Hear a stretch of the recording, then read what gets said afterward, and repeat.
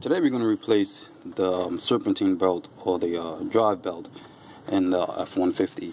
If your belt's starting to make noise, if you're in idle and you start hearing a rattle, one thing you can do is switch out your belt. Here is underneath the hood. Usually there's a diagram on how the belt is supposed to be run. You definitely want a diagram, or if you can draw one out by looking into your hood, you definitely want to get that first. And you can see in the upper right hand corner, let me get this back in focus, there are two different ways to run it. That's depending on whether you have a belt that's wrapped around an AC unit or not. But you can see in the lower left hand corner it says tensioner right here. Wait, where is it? Right here, tensioner. That's how you relieve the tension on the belt so you can be removed. It's a little bit out of focus right now, but there are also instructions here. And they say rotate tensioner counterclockwise to relieve tension to install belt.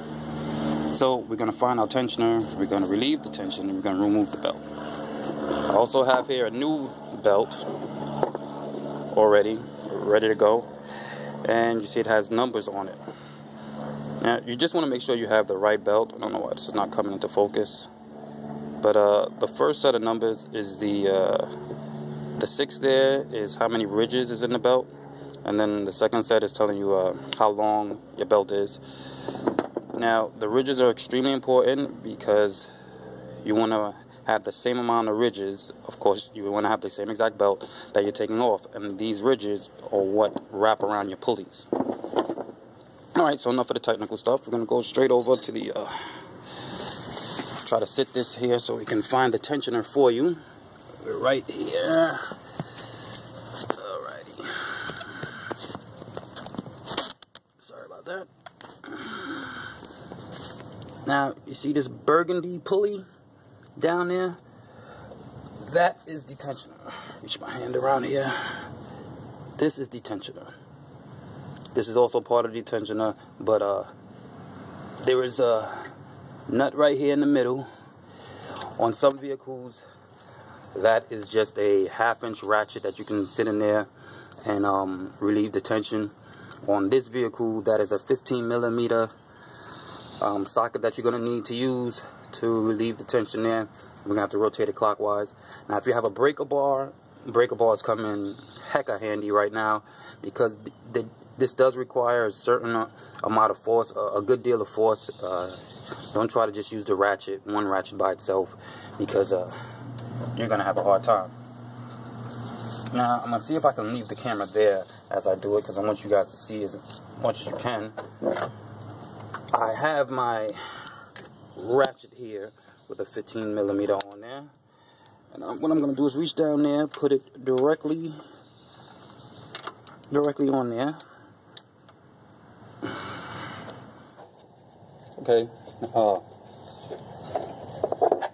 Like I said, I have my wrench now already down there connected, and I'm going to put this around my ratchet to give me better leverage. Hopefully you can see that, and then I can just pull up. Trying to get you guys to see it. Pull up. The tension is now relieved. I can slide the belt right off of things, and once it's off the first one, you can kind of let this go, because then you just remove your belt. Remove it off of everything. Now, here's the old compared to the new. I don't know if you can see, the old has a bunch of little cracks here. All kinds of cracks going on. It's along the whole belt, probably why I was making so much noise. Here's a new one, nice and pretty. We're going to wrap the new one around the same exact way the old one was wrapped. And remember, you're gonna have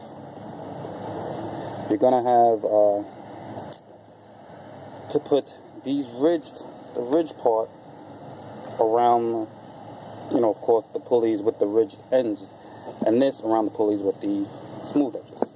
And all we do is put it right back on, and save the idle pulley on the top has the smooth edge. Save that one for last because that'll keep it a little bit easier for you. Done everything except for the top idle pulley, which is located right next to the alternator. This is the top idle pulley. Now we have our. In fact, let me just show you how So we're putting this back on the nut down there, just to show you. Then we're putting this back on the end.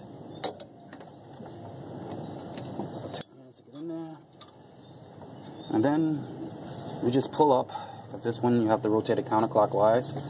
Pull it up. There it goes. And we just slide. There it is. Let me slide down. Slid our belt right back under the pulley. Now we just check to make sure everything is still lined up well.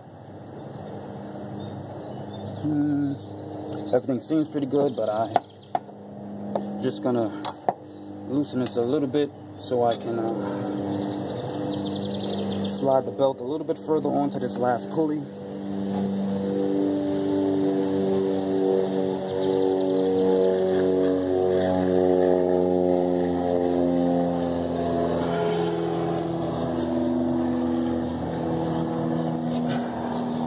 Nothing wrong with it being further on. There we go. It's all crazy in here. And that's it, pretty much. And then, you know, what you have to do now is run your vehicle, make sure everything is spinning the way it should be spinning, and don't forget to take your tools out of your engine compartment